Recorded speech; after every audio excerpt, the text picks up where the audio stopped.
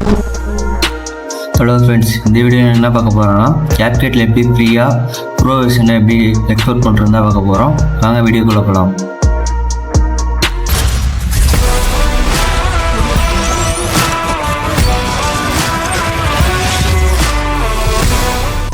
First edit பண்ண ஃபைலை எடுத்துக்கோங்க.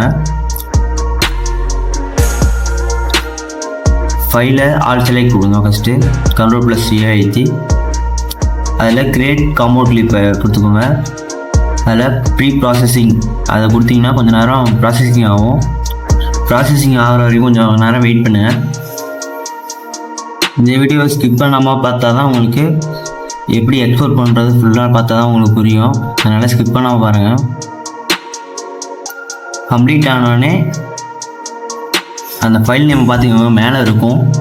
ஃபைல் நேம் பார்த்துட்டு Windows+R கிளிக் பண்ணுங்கள். அதில் ஆப் டேட்டான்னு டைப் பண்ணி வைக்க கொடுங்க. அதில் லோக்கல்னு இருக்கும். ஃபஸ்ட்டு லோக்கல் கொடுத்துக்கோங்க. அதில் கேப்கட் அடுத்தது யூசர் டேட்டா, அடுத்தது ப்ராஜெக்ட்ஸ்ன்னு இருக்கும், அதை கொடுத்துக்கோங்க. அடுத்தது நான் கொடுக்குறது கொடுத்துக்கோங்க. ஐவி எடிட்டர்னு இருக்குல்ல, அதை கொடுத்துக்கோங்க. அடுத்தது ஃபைல் நேம் கரெக்டாக கொடுத்துட்டு ரிசோர்ஸஸ் அதை கொடுத்துக்கோங்க. அடுத்தது காம்பினேஷன் கொடுத்துக்கோங்க. அதுக்கப்புறம் ஃபைல் வந்துடும்.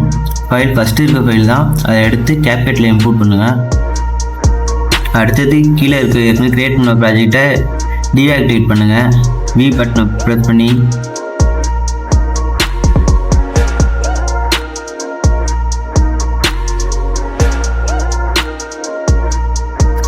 இதுக்கப்புறம் ப்ரோ வெர்ஷனை ஃப்ரீயாக எக்ஸ்போர்ட் பண்ணலாம். இந்த வீடியோ உங்களுக்கு யூஸ்ஃபுல்லாக இருந்தால் லைக் பண்ணுங்கள், ஷேர் பண்ணுங்கள், கமெண்ட் பண்ணுங்கள்.